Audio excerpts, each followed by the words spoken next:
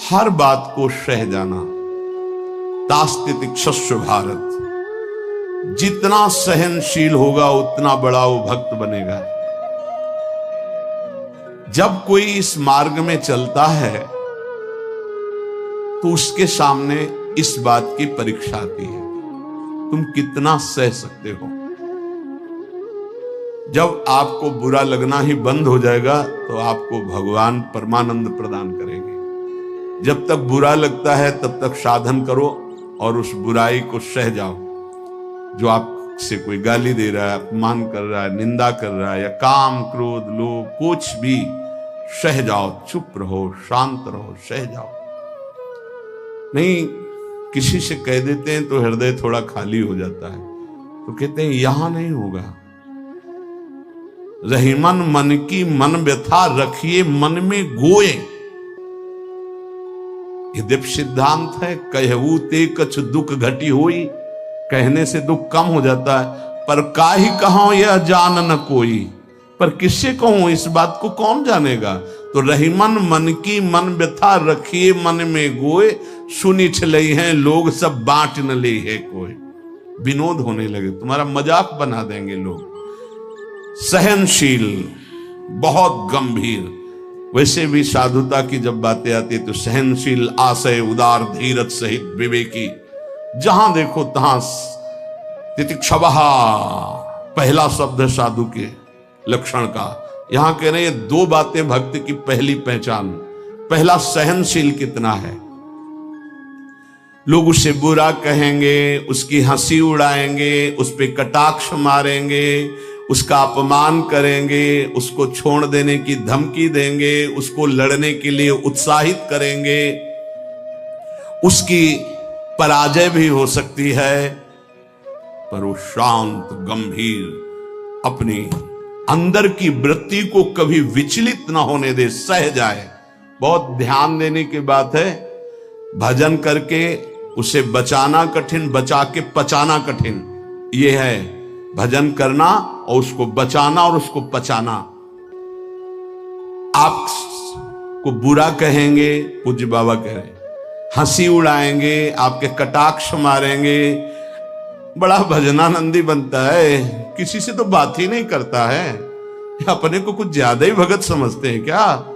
ऐसे क्या क्या कटाक्ष करेंगे, आपको लड़ने के लिए उकसाएंगे, उत्साहित करेंगे कि आप लौट कर उनको जवाब दीजिए, लड़िए।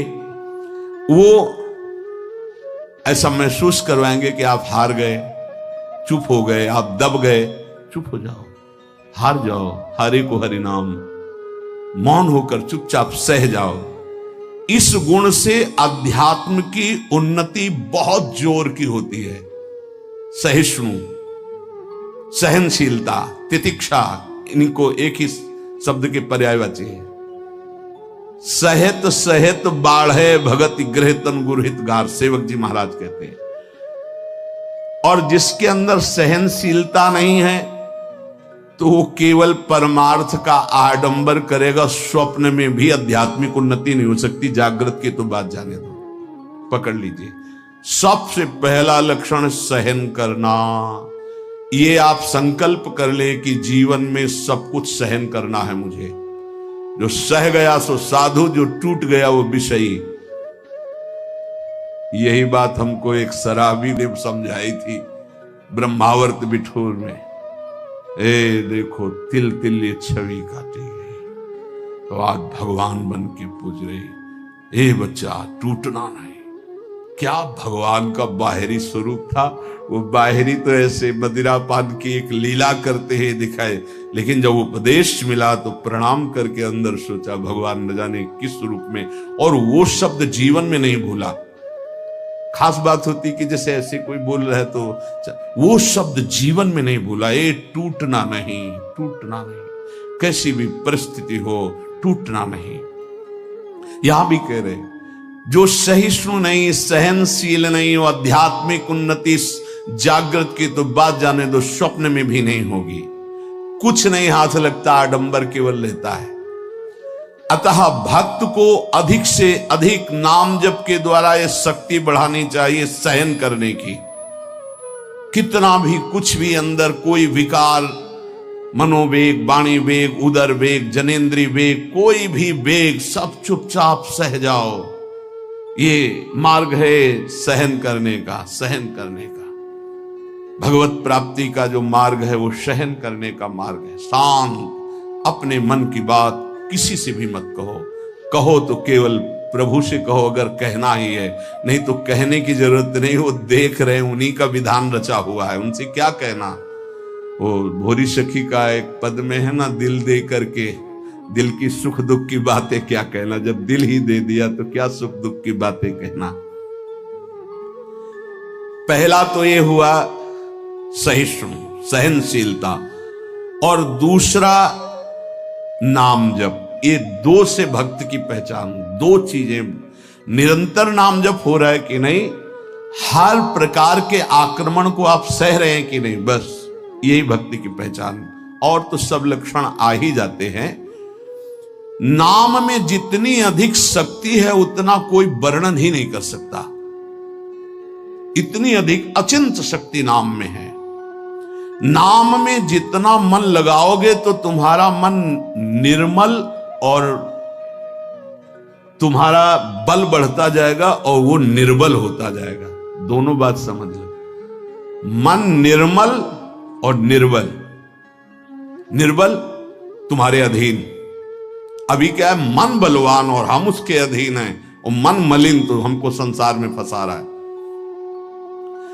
नाम में जितना आपका भाव बनता जाएगा, श्रद्धा विश्वास बनता जाएगा, उतनी ही तुम नजदीक प्रभु के पहुंचते जाओगे। भजन करना कठिन, करके बचाना कठिन, पचाना एक सूत्र केवल, सब कुछ सहन करना है जीवन में। भूख प्यास गर्मी सर्दी मान अपमान निंदा स्तुति सब सहन करना, चुप शांत एकदम अंदर, और नाम जप। बस ये दो बहुत जोर की बात बाबा ने बताई कि सहनशीलता और नाम जप ये प्रधान दो गुण हैं जिससे भक्त की पहचान होती है। तो हम अंदर अपने करें, दूसरों पे नहीं, अपने अंदर कितना नाम जप कर रहा, हम कितना सहनशील है। जब नई नई अवस्था में साधन में आए थे तो ये मनाते थे कि कोई अपमान करे देखे कैसा लगेगा, कोई अपमान करे। तो फिर भगवान ने बड़ी कृपा की, बहुत अच्छे अच्छे शब्दों के स्वागत हुई, तो हृदय में भी अब कैसा लग रहा है। एक समय ऐसे सीधे गंगा के किनारे जा, सामने से बड़ी गालियां और बड़े कटु वाक्य, ऐसे वैसे क्या क्या बातें, शांत एकदम चुप। कैसा लगा? मांगते थे कि प्रभु कभी अपमान हो तो कैसा लगेगा, कैसा लगा? शांत मन, हाँ चलो ठीक है आगे। भगवान कृपा करके देते हैं। संत जन इसी से समझते कि हमारे ऊपर कितनी कृपा है। जब हमारा कोई अपमान करे हमें गुस्सा ना आवे, कोई विकार हमारे अंदर आवे, गलत चेष्टा ना हो, उसको सह गए, तब तक बड़ी कृपा श्री भगवान की हमारे ऊपर है। संसार का चिंतन तो सारी दुनिया करती है, यदि भक्त भी संसार का चिंतन है तो किस बात का भक्त है। अगर दो चीजें लानी, सहनशीलता और निरंतर भजन, तो ये 6 साधन हैं। ये 2 महान सद्गुण प्राप्ति के, भक्त के 2 महान सद्गुण, सहनशीलता और निरंतर नाम जप। अगर ये बात तुम्हें लानी है तो ये 6 साधन पूज्यपाद उड़िया बाबा जी महाराज बता रहे हैं। पहला, हल्का भोजन। पहला प्रहार भोजन पर किया है, और सच्ची बात है, और आप लोग भी अनुभव किए होंगे अगर भजन में चित्तवृत्ति लगाए हैं। पेट में वजन ज्यादा, भजन कम। देख लो, आप खुद देख लो। हल्का भोजन, इतना हल्का कि आप भोजन पाकर बैठे और आपको महसूस ना हो कि आपके पेट में वजन है, इतना भोजन पाया। होता है जैसे 5 रोटी पाने की आपके पेट में क्षमता है तो 3 पाए, 5 पाने की क्षमता 7 पा गए, तब तो फिर 7.5 ही शनिचर आ ही जाएगा बुद्धि में, नहीं आ जाएगा। बिल्कुल प्रमाद आ जाता है, पक्का प्रमाद आ जाता है। धन्यवाद है उन उपासकों को जो एक दिनचर्या में रहते हैं। हाँ ठीक है, 1 चम्मच खीर डाल दी, 1 पीस से डाल, बस दोबारा हमसे मत पूछना, बस वो अपनी निष्ठा में रहते हैं। ये आहार विहार ही भजन में सबसे ज्यादा सहयोगी है और बाधक भी है। हल्का भोजन लिख रहे हैं बाबा, हल्का भोजन मतलब सुपाच्य भोजन और आधा पेट भोजन। एक दिन चर्चा हुई थी, अगर याद हो पीछे, 400 ग्राम अन्न में 24 घंटे में बहुत स्वस्थ शरीर रह सकता है। केवल रसेंद्री फंसाए है, रसेंद्री। हमें लगता है कि अगर हमें जीवन उछाल उत्साहित और बहुत सात्विक रखना है तो हल्का भोजन। दूसरी बात, प्राण संयम। ये जो बहुत जल्दी जल्दी श्वासें चलती हैं, इससे भजन में बड़ा बाधा पड़ती है। एक आराम से श्वास खींचिए, कितनी बार राधा नाम जपते हैं, फिर आराम से छोड़िए, कितनी बार छोड़ते हैं। प्राणों का संयम आवश्यक है, इसलिए 2-3 प्राण वायु का संशोधन की प्रक्रियाएं हैं जिनको सबको करना चाहिए।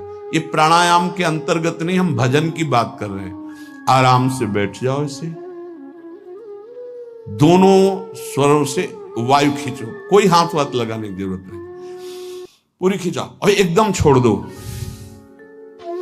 7 बार किया एक बार में, 4 बार ऐसा करो, आप देखना एक ये प्रक्रिया है, कोई हाथ लगाने की जरूरत नहीं। प्राणवायु का संशोधन, खींचा, रोक लिया, नाम जप कर रहे हैं, एकदम प्राण व्याकुल, छोड़ दिया। एक ये है आंतरिक कुंभक और एक बाह्य कुंभक, खाली किया,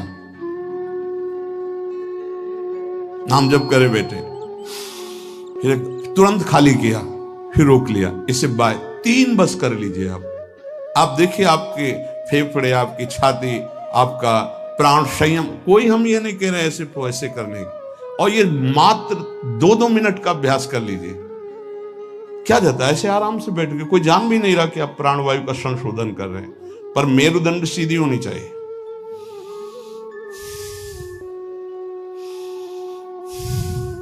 जितना अधिक खींच पाओ, अधिक छोड़ पाओ, 6 बार, 7 बार, 8 बार, बस, इससे ज्यादा नहीं। और ये 4 बार दिन में, एक बाह्य कुंभक, एक आंतरिक कुंभक, ये 5-5 बार कर ली। आप देख लीजिए आपका प्राणवायु कितना, जितना प्राणवायु पवित्र होगी उतनी सुंदर अन्न पाचन क्रिया होगी, और उतना ही आपके मस्तिष्क में एक गुदगुदाहट सी ध्यान करने की इच्छा होगी। मंत्र जपोगे तो एक प्यारा लगेगा। अब जब प्राणवायु किसी की देखो ना, एकदम अगर एकांत कमरे में हो तो ऐसा लग रहा है जैसे धौंकनी चल रही, क्योंकि स्थूल प्राणवायु है, उसकी आवाज अलग ही सुनाई देगी। प्राणवायु का संयम, भोजन हल्का और प्राणवायु संशोधन कृपया जरूर करें, चाहे वृद्ध शरीर हो चाहे जवान शरीर हो, ये जरूरी है प्राणवायु का संशोधन। अपने तो किडनी खराब हो गई, तब से बंद हो गए, नहीं तो 45 मिनट केवल प्राणवायु संशोधन होता, तो 45 मिनट व्यायाम, और उस समय केवल भगवदा का नाम चलता था। 1 सेकंड के लिए ऐसा नहीं कि प्राणवायु संशोधन करे, नाम छूट जाए, या व्यायाम कर रहे नाम छूट जाए। तीसरा, कम बोलना, क्योंकि नाम चलाना है और सहनशील होना है। देखो, जब हम अपनी कमजोरी किसी से कहते हैं तो कमजोरी हम पर बढ़ती है और दूसरा हमारा उपहास करता है। इसलिए अपनी कमजोरी तो बोलनी नहीं, और कोई बात भी करने की जरूरत नहीं है। थोड़ा बारा व्यवहार में आवश्यक हो तो उत्तर दे दीजिए, कम बोलना सीखें। उपासक जब अपनी रहने पे रहता है तो हमें लगता है कि धन्यवाद का पात्र है जो अपने को जलाकर प्रभु के चरणारविंद तक पहुंच रहा है। बहुत कठिन विषय है, प्रणाम है उसको जो अपने को जलाकर आगे बढ़ रहा है। कम बोलना, तीसरा। चौथा, किसी से कोई भी इच्छा न रखना, न व्यक्त करना। ये 2 महान सद्गुण आ जाएंगे, सहनशीलता और निरंतर भजन। किसी से कोई इच्छा, आप आज क्या पाएंगे? नहीं, आप क्या पाएंगे? जो श्री जी की। नहीं, वैसे आपको पसंद क्या है? राधा राधा राधा, नहीं, भोजन में क्या पसंद, यही आहार है।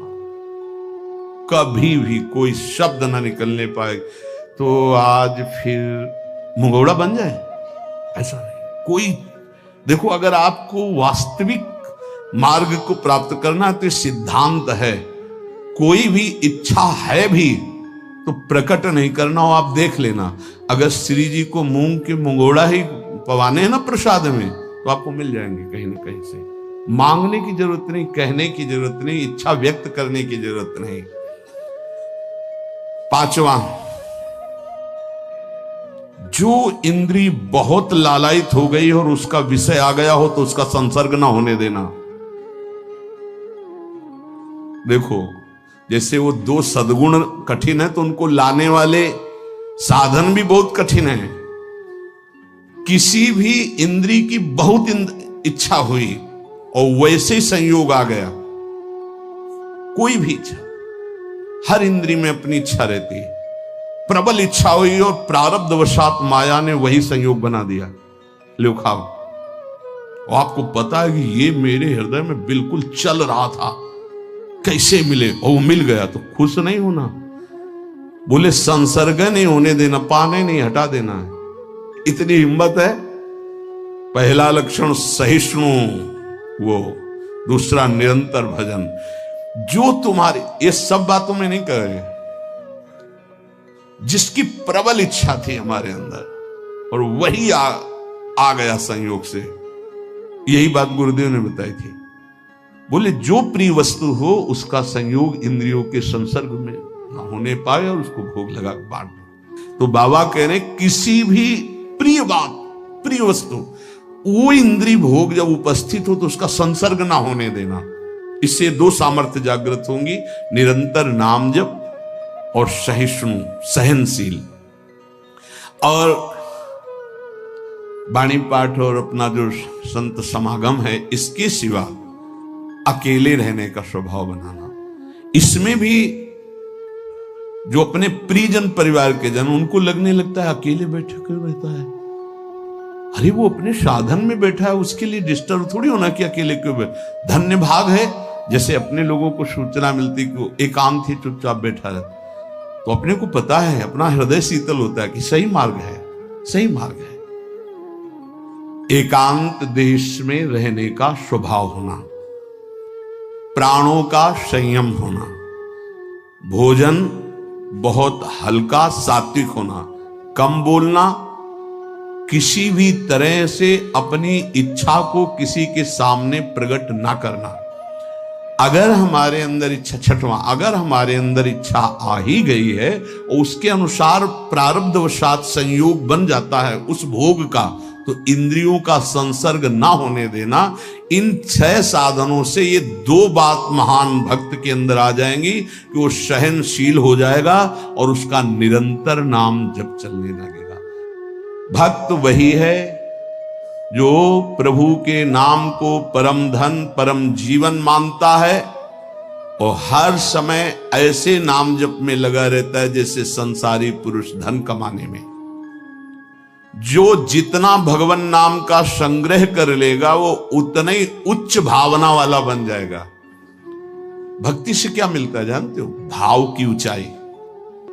बाजार में वस्तु का अगर भाव ना हो तो सड़ती रहती है, ऐसे ही भक्ति से भाव प्रकट होता है। भावहीन पुरुष सड़ता रहता है, नरकों में दुर्गति होती रहती है। अगर मनुष्य शरीर में भी है, वो विविध प्रकार की दुर्वासनाओं से सड़ता रहता है, जलता रहता है। और भक्त भावोत्सवेन भजताम रस कामधेनु, भाव में डूबा आनंद मगन रहता है। ये भाव कहां से आता है? जितना नाम रूपी धन एकत्रित करोगे उतना ही महंगा भाव आपके अंदर आ जाएगा। बोले ये तो प्रिया प्रीतम की लीला में डूबे रहते हैं, भाव कहां पहुंचा दिया? अभी कहां है? काम भाव, क्रोध भाव, लोभ भाव, अभी तुम्हारा भाव गिर गया। भाव उठाओ तो बोले कहां है? बोले प्रिया प्रीतम के भाव में। बोले ये कहां है? बोले काम भाव में, क्रोध भाव में, लोभ भाव में। भाव ही सब कुछ है। भगवान को पुकार करके साक्षात सामने प्रकट करने की सामर्थ्य भाव में ही है। भाव पूरित टेर ही करती मुझे लाचार है, भाव बिन सुनी पुकारे मैं कभी सुनता नहीं। बात ध्यान करो, भाव सारा। और ये भाव कहां से आता है? पूज्य उड़िया बाबा कह रहे, जो भक्त जितना अधिक नाम जप कर लेता है उतना ही बढ़िया भाव उसका बन जाता है। जो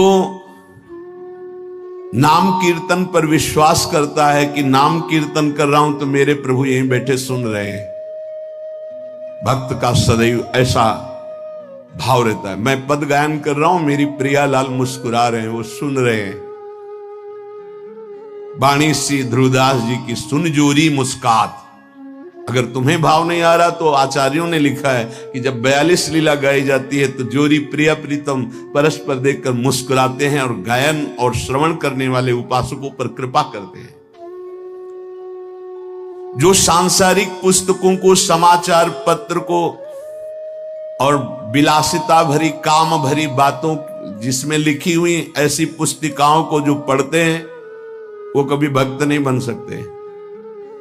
बाबा के समय मोबाइल नहीं चला था 60-70 वर्ष पहले, ये तो 35 वर्ष बहुत हुए होंगे, नहीं मोबाइल को भी लिख देते, क्योंकि उस समय पत्रिका ही गंदी बातों की लिखा पढ़ी वाली बातें पढ़ी। अब तो मोबाइल वाली बातें हैं। वो भक्त नहीं हो सकता जो गंदी बातें देखता है।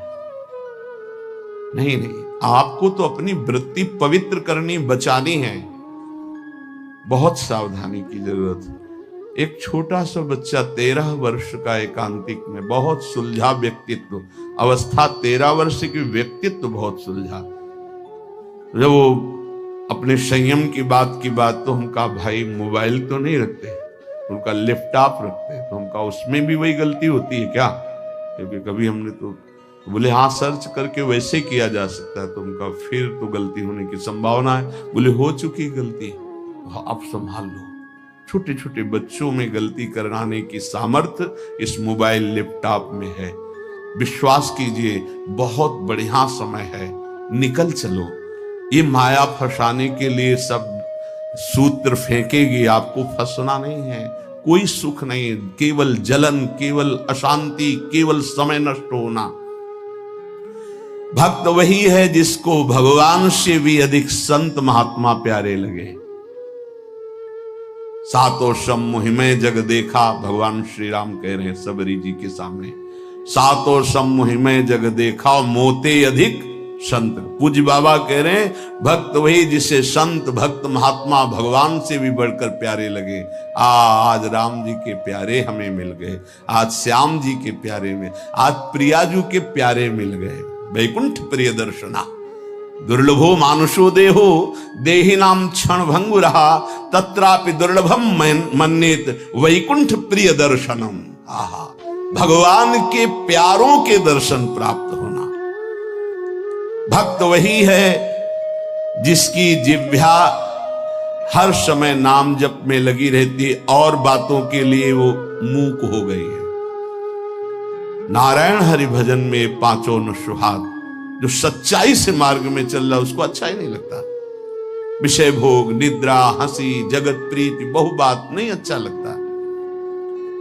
भक्त वही है जो अपने चित्त को सुरक्षित रखता है। लोग और सब बाहरी वस्तुओं को सुरक्षित रखने की चेष्टा करते हैं पर चित्त को गंदा कर देते हैं।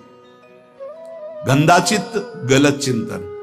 भक्त बाहरी वस्तुओं की सुरक्षा हो, चाहे आग लग जाए, लेकिन चित्त में सुरक्षा में कोई फर्क ना पड़े। चित्त हमारा चित्तचूर के चिंतन में लगा रहे। जहां तक बन सके अपने चित्त को बचाने की कोशिश करो। साधक अपने चित्त को सुरक्षित रहता है, अपने चिंतन को सुरक्षित रखता है। वही साधक है जो चिंतन को सुरक्षित रखे, और कोई परवाह नहीं सुरक्षा रहे या ना रहे। चित्त सुरक्षित है तो निरंतर चिंतन का प्रभाव भगवत साक्षात्कार करा देगा।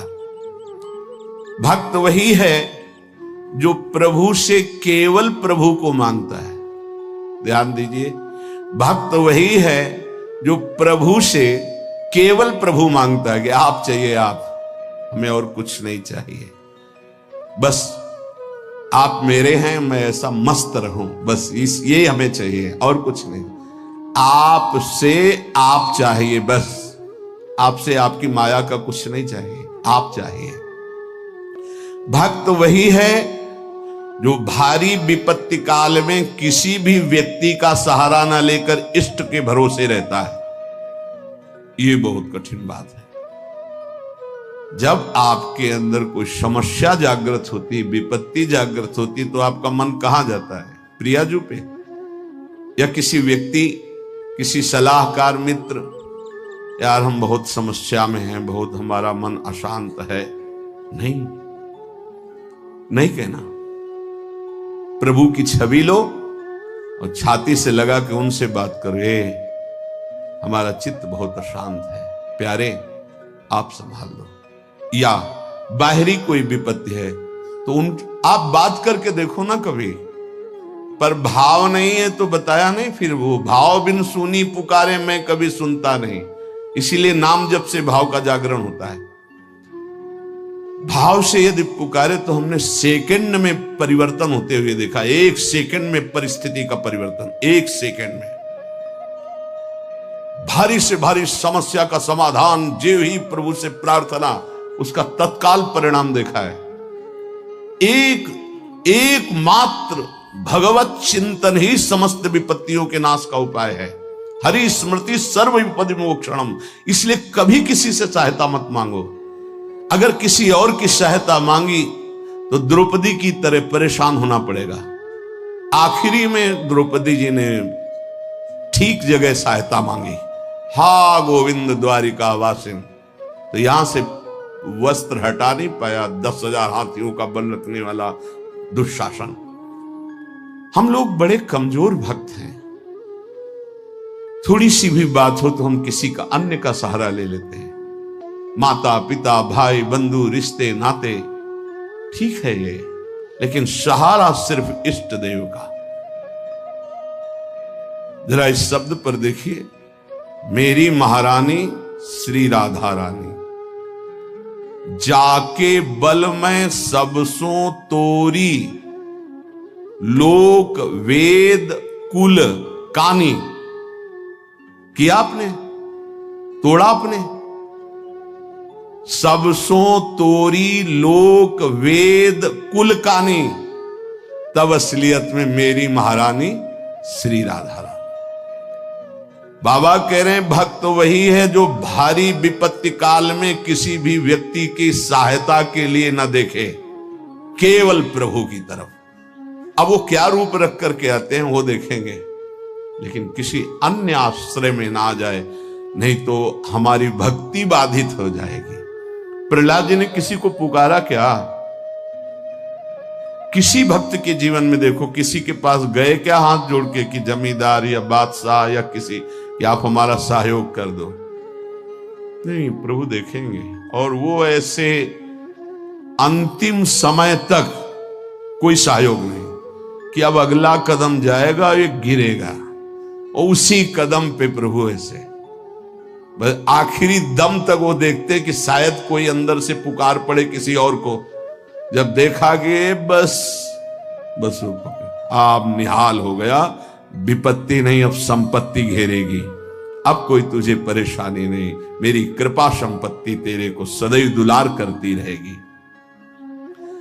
पूज्य बाबा कह रहे हैं भगवान का सच्चा भक्त वही है जो भगवान से अधिक किसी को नहीं मानता। जड़ चेतन मनुष्य पशु पक्षी लोक लोकांतर मानता है तो सबको भगवत में मानता है, भगवान से बढ़कर किसी को नहीं मानता। फिर तुम किसी को अपना या पराया कैसे कह सकते हो? जब तुम श्री भगवान के हो तो तुम्हारा अपना कौन है? जब तुम श्री भगवान के हो, शम्य भगवान है, तो पराया कौन है? ये सूक्ष्मता समझिए।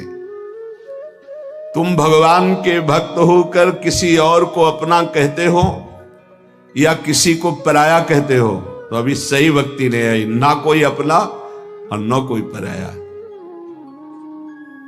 कबीरा खड़ा बाजार में सबसे पूछे खैर, ना काहू सो दोस्ती और ना काहू सो बैर। ना कोई अपना और ना कोई पराया। यदि तुम किसी को बुरा कहते हो और किसी को भला कहते हो तो तुम्हारे अंदर भक्ति कहां है? राग द्वेष युक्त हृदय भक्ति वाला हृदय थोड़ी होता है। इसलिए इसको मिटाओ और मिटाकर समान भाव लाओ, ना कोई अपना ना कोई पराया। प्राणी मात्र में भक्त का राग द्वेष नहीं होता। भक्त भगवान के साक्षात विग्रह में दर्शन करता है। यदि धातु या पाषाण की भावना है तो अभी वो भक्त नहीं हुआ है, साक्षात मेरे प्रभु है। सर्वव्यापी ईश्वर तो ज्ञानी जन भी कहते हैं। भक्त की महानता है और सर्वव्यापता का भाव तो गौड़ रहे, मुख्य भाव रहे साक्षात विराजमान प्रभु है। भक्त का भाव समिट जाता है, सर्वव्यापी भाव होने के बाद वो समिट जाता है। ये दो गुण प्रधान रहते हैं और बहुत से गुण रहते हैं भक्त में, पर दो ये गुण प्रधान रहते हैं।